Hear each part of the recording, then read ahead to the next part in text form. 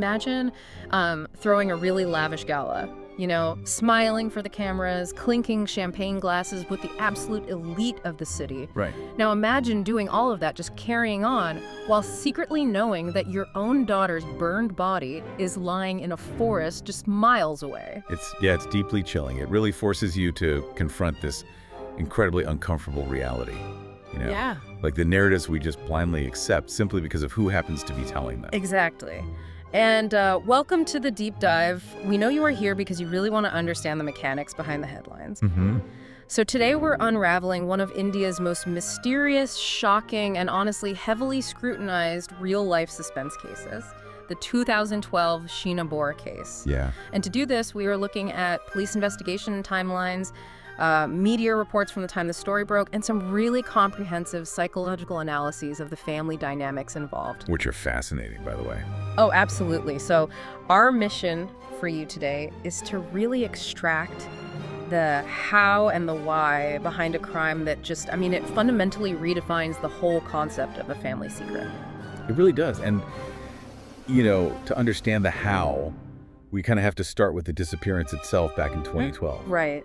So this young woman, Sheena Bora, she just vanishes. Yeah. But there are no Amber Alerts. There are no frantic search parties. Nothing. Which is wild because, I mean, the family basically deployed the ultimate conversation ender.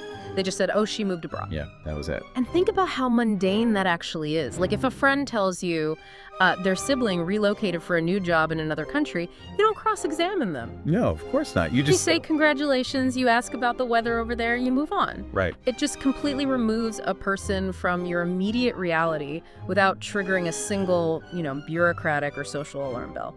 It is, it's the perfect frictionless exit. Yeah.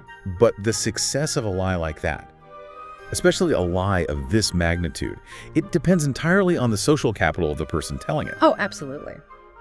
And the crucial context here is that Sheena Bora's family, they were not just everyday citizens. They were a highly influential, high-profile media family. And we really need to spend some time on that because the mechanics of that kind of power are just fascinating. Mm-hmm. Like when we say media family, we aren't just talking about people with, you know, large bank accounts who live in a gated community. Right? No, We are talking about individuals who literally spend their days deciding what makes the evening news. exactly. They control what the public pays attention to and, maybe more importantly, what gets ignored. Precisely. I mean, you really have to look at what a media conglomerate actually does on a day-to-day basis. They curate reality. Wow, yeah. They decide which stories are front page and which are buried on page 10. So when your daily profession involves manufacturing and managing the public narrative, applying that exact same skill set to your personal life, it isn't a leap at all. It's just Tuesday for them. Exactly. It's muscle memory. They understand exactly what kind of story the public will just digest without chewing. I mean, it's almost like an airplane's black box. Like the wealth and the status, they act as this titanium shell. Oh, that's a good analogy. Right, because it's designed to withstand any external crash, any scrutiny from the outside world. Mm-hmm. And the only way to see the data inside is if the box itself is fundamentally compromised from within. Right. But looking from the outside, how does that shell actually repel investigators? Because, I mean, if a person goes missing, shouldn't police check passport records? You would think so, yeah. Shouldn't someone actually verify this whole abroad story? Well, in a standard case, absolutely yes. Mhm. You know, social workers, police, or even just suspicious neighbors, they would pry. Yeah. They would look at bank activity or immigration logs.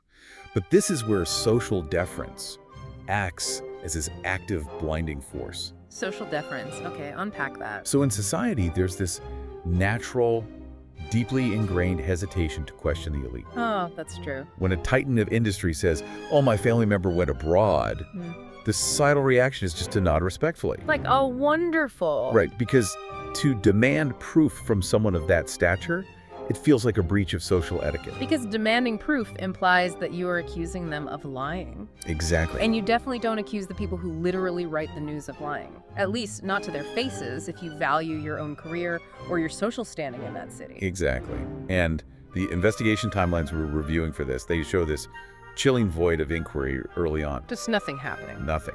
The family essentially used their societal capital to purchase silence and compliance. They didn't even have to bribe anyone. The aura of their status did all the heavy lifting.